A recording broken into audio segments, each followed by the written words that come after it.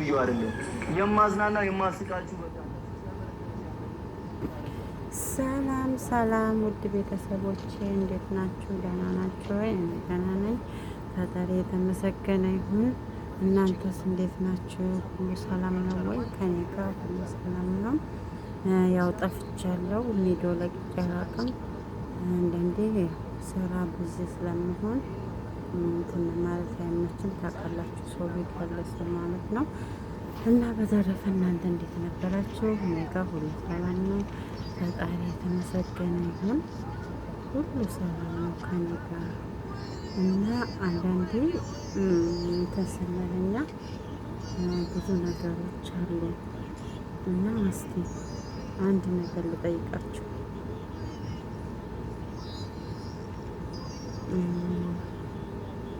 አንድ ነገር ልጠይቃችሁ። እኛ በስደት ሀገር ላይ ያለን ሰዎች ማለት ነው በደላችን በጣም እየበዛ ነው፣ ከመጠን በላይ አምናችሁ ሰውን ታማኝ ሆንልኛል ብላችሁ ስትሉ እምነቱን ይበላባችኋል፣ እምነቱን ታጡበታላችሁ እና ብዙ ነገሮችን ይደርስባችኋል።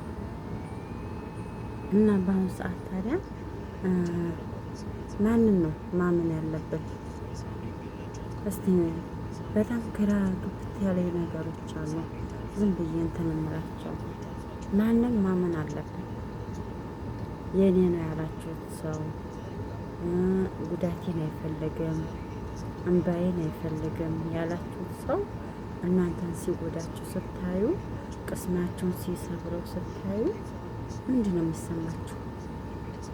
እና በቃ ሁልጊዜ በአእምሮዬ ውስጥ ጥያቄ ያለብኝ ነገር ነው። አብዛኛው ጊዜ የሩቅ ሰው አይደለም እናንተን የሚጎዳችሁ፣ በቅርባችሁ ያለ ሰው ይጎዳኛል ብላችሁ የማታስቡት ሰው ነው እየጎዳችሁ ያለው። ሰውን በሰው ላይ በአሁኑ ሰዓት ምቀኝነት የሚባሉ ነገሮች አንቺ እንድታድጊ እንድትለወጪ የማይፈልጉት ለምንድን ነው? አብዛኝ ደግሞ በስደተኞች ላይ ነው ይሄ ነገር ከፍቶ የሚታዩ ማለት ነው። እኛ ስደተኞች በሰው ሀገር ላይ የምንኖር ደስታ እንዳታገኙ፣ ደስታ እንዳይኖራችሁ ተብለናል እንዴ? አንዳንዴ እንዴ እኛ በስደት ሀገር ላይ ያለነው ደስታ እንዳታገኙ ተብለናል ወይ?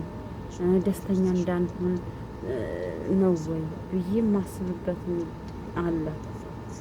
እና አብዛን ጊዜ እየተጎዱ ያሉት በስደት ዓለም ላይ ያሉ ናቸው።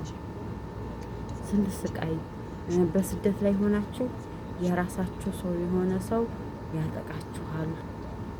እና ምንድን ነው ለምንድን ነው የኛ ስቃይ የኛ መከራ ለምንድን ነው የማይበቃ? ሁሌ ማልቀስ፣ ሁሌ ማንባት፣ ሁሌ ስቃይ፣ ሁሌ መከራ ለምን? እኛ የሰው ፍጡር አይደለንም? እኛ የሰው ልጅ አይደለንም? እኛ ደስታ እንትን አይደለንም? ደስተኛ መሆን አንችልም? ማንኛውም ሰው ደስተኛ እንደሚሆነው ደስተኛ መሆን አለብን። አንድ ሰው እኮ ስደት አገሩን ጠልቶ አይደለም ስደትን የሚመርጥ፣ ግን ስደትን የሚመርጠው ለመለወጥ፣ ለማደግ፣ ራሱን ለመቀየር ነው እንጂ ደስተኛ ሆኖ አይደለም ሀገሩን ለቆ ለመውጣት የተገደደው። ግን ግዴታ ሲመጣባችሁ አማራጭ ስደትን ነው የምናረገው። እንደዛ አድርገን ደግሞ በጎናችን የያዝነው አይጎዳኝም፣ መጥፎ ነገር አያደርስብኝም ብላችሁ የሚያታስቡት ሰው ሲጎዳችሁ፣ ሲያስለቅሳችሁ፣ እንባችሁን ሲያፈስ ነው የምታዩት።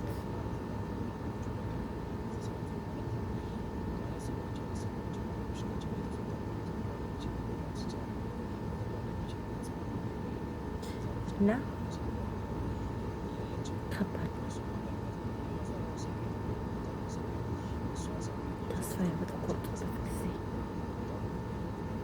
በአሁኑ ሰዓት ተስፋ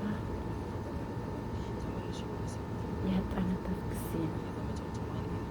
መከራ፣ ስቃይ ብቻ፣ ሁሌም ማልቀስ፣ ሁሌም ማንባት። አንዳንዴ ትስቃላችሁ። ማስመሰል የሚባል ነገር አለ። ታስመስላላችሁ። ደስተኛ የሆናችሁ ይመስል ግን መቼም ደስተኛ ሆናችሁ አታውቁም።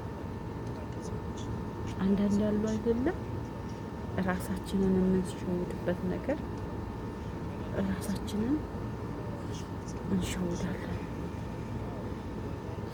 እንግዲህ እንደ ሙዚቃ ሞኛለን እና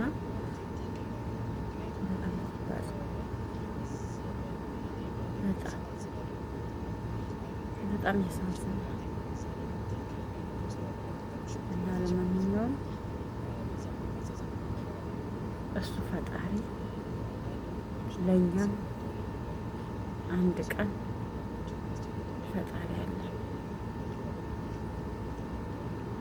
ቀን ይወጣልናል።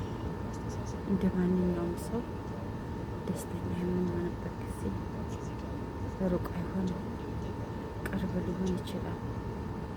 ከሰው ፈጣሪ ያመነ ወድቆ አይወድቅም። ሰው ስታገኝ ይቀርብሻል፣ ስታጭ ይርቅሻል። ፈጣሪ ግን ብታጭም ቢኖርሽም ባይኖርሽም ብታስከፊውም ብታሳዝኙም ፈጣሪ ይቅር ባይ ይቅር ይልሻል። ሰው ግን ያለሽ ጊዜ እየሳቀ ተጎንሽ ያለሽ እስከሚያውቅ ድረስ ተጎንሽ ያለ ግን እህቴ በእጅሽ ያለው ሲያልቅ ማነሽ ይልሻል። እንደዚህ ነው ብሎ ስትይው የት አውቅሻለሁ ታውቂኛለሽ የት ቦታ ነው እናውቅሽ እኔ አላውቅሽም ብሎሽ እንደሚያውቅሽ ሆኖ ትቶሽ ዝም ይላል ማለት ነው። እና ላለው አታደግድጉ። የሌለውን ሰው ብቻ ውደዱ። የሌላቸውን አይዟችሁ በሏቸው። ነገ ሌላ ቀን ነው በሏቸው። አንዳንዴ የእኛ ሀገር ሰው እኛ አበሻ ስንባል ይገርመኛል። ላለው ሰው ነው የምናጨበጭበው፣ ለሌለው ሰው ነው። ለምን የላትም። ግን ተፈጣሪም ሆነ ከማንም ሆነ ከሌለው ጎን የቆመ ነው ሁሌም የሚለወጠው፣ ሁሌም የሚያድገው። ሀብታም ነገ ይረሳሃል። ግን ያቺ ያጣችውን ሰው አንድ ቀን እንኳን ተጎኗ ተቆምክ፣ ሁልጊዜም ያ ሰው እኮ ነው ተጎኔ ባጣሁ ጊዜ ተጎኔ የደረሰልኝ ብላ ሁሌም ስታመሰግነ ትኖራለች። ሁሌም ሀብታም ግን ቢኖረኝ ነው እንጂ ባይኖረኝ አያየኝም ነው የሚለው። አየህ፣ ስላለኝ ነው። እኔ ባዶ ብሆን ዞር ብሎ አያየኝም ብሎ ነገ እሱም ከክንክፍ ብሎ ይጥልሃል። እና ወገኖቼ ከሌላቸው ጎን ቆሙ። የሌላቸው እንዲለወጡ እንዲያድጉ እናበረታታቸው። የሰው ልጅ እኮ በሰጠ ብቻ አይደለም፣ በሀሳብ ብቻ ከጎናቸው መሆን በጣም ትልቅነት ነው። አትርሱ፣ ተማሩበት። እውነቴን ነው። አንተ ነገር ስላለህ ነው አሁን ሰው የሚወደው። ነገር ከሌለህ ማንም አይወድሽም። እህቴ ስሚ፣ ካለው ጎን አትቆሚ፣ ከሌለው ጎን ቆሚ። ያለው ጋር ከቆምሽ ነገ ይጥልሻል። ገባሽ? ከሌለው ጎን ተቆምሽ ግን ሁሌም ሲያመሰግንሽ ይኖራል፣ ሁሌም ሲያነሳሽ ይኖራል። እና አትሳሳቱ። ለዚች ለትንሽ ቀናቶች ብለን ለትንሽ እድሜዎች ብለን ራስ ወዳድ ስጋ ለባሽ ነንና አንተ ስጋ ለባሽ ነህና ነገ ወደማይቀረው አፈር እንሄዳለን። ስለዚህ ያንን እያስታወስን ብናደርግ ጥሩ ነው እና ለማንኛውም ስለተከታተላችሁን በጣም አመሰግናለሁ። እወዳችኋለሁ። መልካም ቀን ብያችኋለሁ።